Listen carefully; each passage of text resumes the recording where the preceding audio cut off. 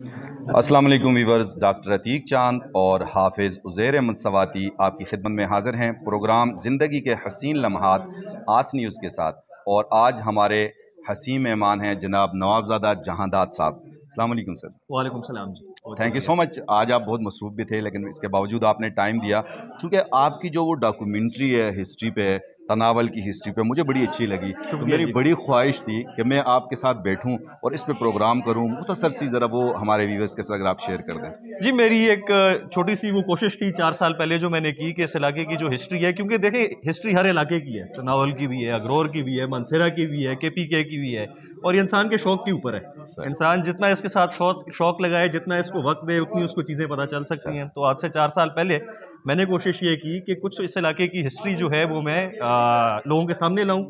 क्यों ज़रूरी था? क्योंकि जब तरबेला डैम बना, बहुत सारे, आपको पता है डैम बनने से पहले यहाँ एक रियासत हुआ करती थी, बहुत सारे उस रियासत के डॉक्यूमेंट्स थे, कागजात थे, तारीख उन कागज़ों में थी जो हमारे पास अब बंद पड़े हैं। लेकिन मुझे ऐसा लगा कि शायद आज से 5-10 साल बाद ये चीज़ें ख़राब होनी शुरू हो जाएंगी। तो क्योंकि हिस्ट्री एक किसी ख़ानदान का नहीं, पूरे इलाके का विरसा होता है। तो मेरी कोशिश थी कि इनको आवाम के सामने फेसबुक के ज़रिए, फेसबुक एक ऐसी चीज़ है, आपको पता है हर कोई आजकल देखता है, किताब कोई पढ़े ना पढ़े, आपकी वीडियो हर किसी घर तक पहुंच रही होगी इस इलाके के अंदर। तो मैंने सोचा कि फेसबुक के जरिए, वीडियो के जरिए इस तारीख को ज़्यादा से ज़्यादा लोगों तक पहुंचाने की जी मैं कोशिश करूं। सही। हाँ जी। तो कैसा रहा एक्सपीरियंस, और अगर मुख्तसर सी ये तारीख आप हमारे सामने रख दें तो?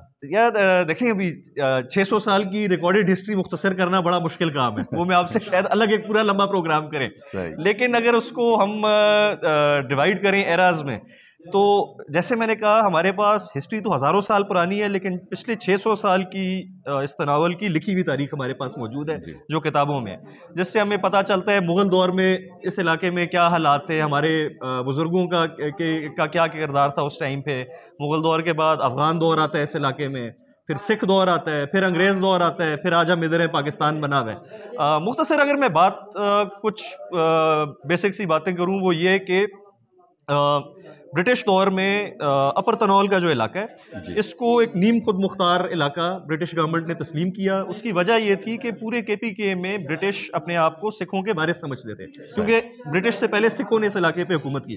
तो ये अपर तनौल का कुछ छोटा सा खिता था जिसमें सिखों की हुकूमत कायम नहीं हो सकी थी। तो जब ऐसा हुआ तो अंग्रेज़ों ने कहा कि क्योंकि इस इलाके पे सिखों ने भी कब्जा नहीं किया, तो इस इलाके की खुद मुख्तारी हम भी कबूल करते हैं या कायम करते हैं। तो उस वजह से अपर तनावल को अंग्रेज़ दौर में एक नीम खुद मुख्तार रियासत तस्लीम किया गया, अम स्टेट के नाम से।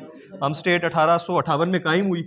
हाँ जी। और बाकी पाकिस्तान की रियासतों के साथ 1969 में अम स्टेट जो है वो ख़त्म हुई। और जिधर आप अभी बैठे हुए हैं, शेरगढ़ किला, मैं आपको बताना चाहता हूँ, अभी तो हम देरे में बैठे हुए हैं। ये 1920 में तामीर किया गया है, लेकिन जो घर का पुराना हिस्सा है जो बाहर से आपको नज़र आता होगा, ये 1819 की कंस्ट्रक्शन है।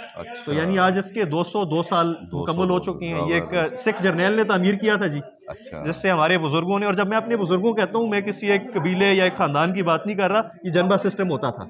उसी टाइम पे हमारे बुजुर्ग जब होते तो हमारे जनबे में अगरोर के लोग भी होते थे, तनौल के लोग भी होते थे, और इन्होंने जद्दोजहद करके उस ज़माने में ये इलाका सिखों से आज़ाद करवाया। और उसी वजह से फिर ये एक आज़ाद नीम आज़ाद रियासत के तौर पर कंटिन्यू होती रही।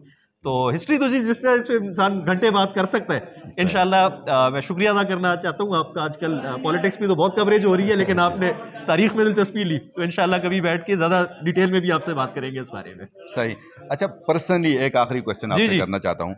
माशाल्लाह आपके एक भाई MP है, दूसरे भाई मेयर बन चुके हैं, और आप लोगों की टीम, तो क्या कहते हैं इंशाल्लाह अपने हमारे व्यूअर्स को या इलाके के लोगों को आप क्या पैगाम देना चाहते हैं कि वो कितने बेफिक्र रहें, इंशाल्लाह खिदमत काम किस तरह होगा? देखिए, जिस तरह एहसान भाई ने कहा, इलेक्शन की जीत जो है वो एक दिन की जीत होती है, और हमारी टीम जो है वो सारा इलाका है, सारे लोग जो बाकी कैंडिडेट्स भी थे, जीत हार होती रहती है, और हमसे ज़्यादा ये कोई नहीं जानता। सही, ठीक है जी।